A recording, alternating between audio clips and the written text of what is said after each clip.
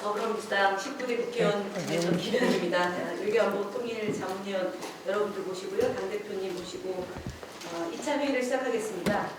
당의 지지율을 전대미문의 지지율을 지금 올려놓고 계시는 우리 추미애, 예전에 추다르크라고 불렀습니다. 추미애 대표님 인사 말씀 듣겠습니다. 네.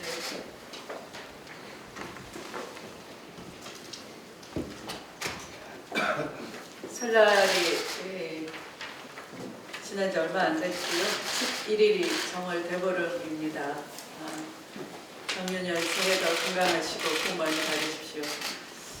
이해찬 의장님을 중심으로 한 우리 외교안보통일자문회의가 지난 1차 회의 이후에 분과 토론을 거치고 우리 당의 외교안보 통일정책을 가다듬었습니다.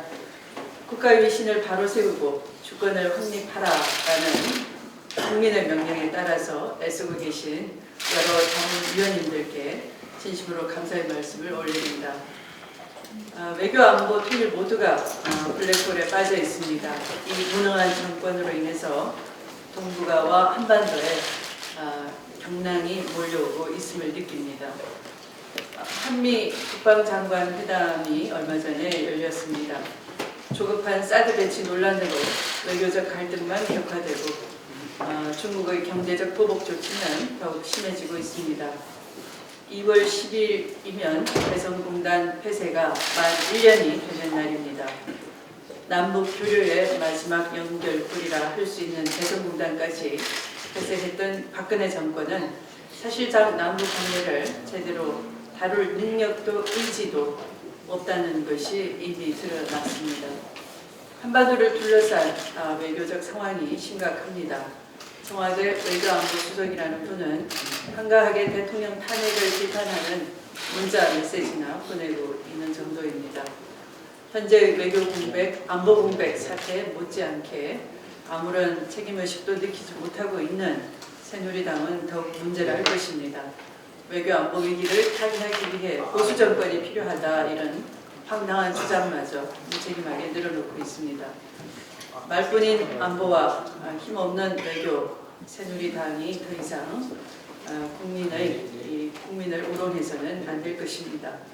더불어민주당은 박근혜 정권의 외교 안보 통일 정책의 과오를 바로잡고 자주적 외교관과 동북아 평화를 지켜내겠습니다. 군사적 충돌을 막고 국민을 지키고 균형 외교를 실현시킨 정부는 바로 김대중, 노무현 두 정부입니다. 민주정부 10년의 경험을 가진 더불어민주당이 새로운 집권 세력으로서 안정적으로 외교안보 통일 정책을 챙겨야 할 때입니다. 그래야지만 국민이 희망을 가지고 새로운 시대를 걸어갈 수 있을 것입니다. 외교안보 통일자문회의에 최선을 다해 주시길 다시 한번 당부드리겠습니다. 고맙습니다. 네, 다음은 이해찬 외교안보 통일자문위원회 의장님의 말씀을 듣겠습니다. 이렇게 바쁘신 데들 많이 참석해 주셔서 고맙습니다. 지난번에 당의 외형을 받아서 외교안보 통일자문회의를 시작 1차 회의를 했고, 이어서 각 분과별로 외교 분야, 안보 분야, 통일 분야 분과별 논의를 가졌고요. 거기 종합된 걸 가지고 오늘 이제 2차 회의에서 당의 입장을 이제 정리하는 그런 기회를 갖게 될 것 같습니다. 지난 주말을 이용해서 제가 중국에 잠깐 다녀왔는데, 중국에 있는 지인들이 민주당이 집권할 것 같으니까 더 많은 기대와 요구를 하고 있는 것 같아요. 전에 만나면은 사드를 배치한다, 배치를 반대한다 수준에서 요구를 했었는데, 이번 주말에 가서 만나본 사람들은 민주당이 집권하면 정말로 이걸 막아줘야 된다 하면서 아주 더 요구가 거세지는 그런 걸 많이 느꼈습니다. 그만큼 민주당에 대한 기대가 커지고, 또 앞으로 우리가 어떻게 하느냐에 따라서 한중 관계, 한미 관계가 어떻게 발전해 갈지 아주 가늠이 되는 그런 상황인 것 같습니다. 일본의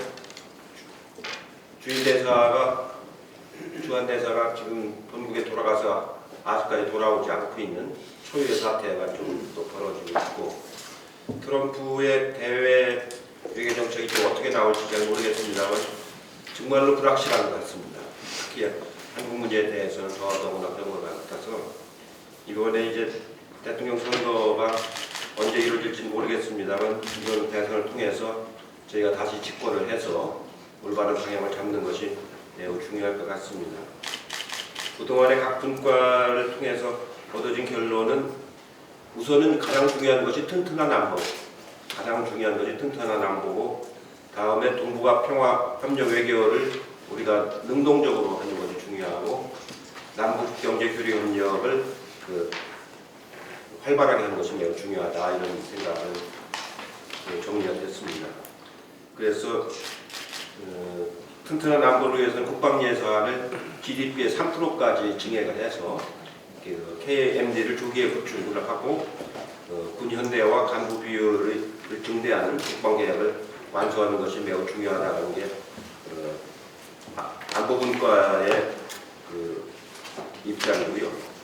그다음에 한미 동맹을 호혜적으로 미래지향적으로 발전시켜서 주변 사관과 동북아 안보 가자 협력체를 구축을 해서 동북아 평화 외교를 만드는 것이 이제 중요하다는 것이 외교 분야가 되겠습니다. 그다음에 북핵 폐기를 전제로 하되 현재로서는 북핵 동결을 전제로 남북회담과 육자회담을 재개하고 우리 위기에 찬 우리 경제의 출구로서 남북 경제 교류 협력을 확대하는 것이 매우 중요하겠다. 이게 크게 보면 이렇게 세 가지로 정리를 하는데 우선순위를 무엇보다도 튼튼한 안보에 우선순위를 두면서 동북아 평화 협력 외교와 남북 경제 교류 협력을 병행해 나갈 때만이 전체적으로 균형을 잡을 수 있다는 것입니다. 각 분과별은 분과별 부장님들이 좀 자세히 말씀드리겠습니다만 오늘 보고를 기초로 해서 오늘 참석해 주신 우리 의원님들의 고견을 아주 활발하게 해주시면 그걸 토대로 해서 마무리 짓도록 그렇게 하겠습니다. 고맙습니다.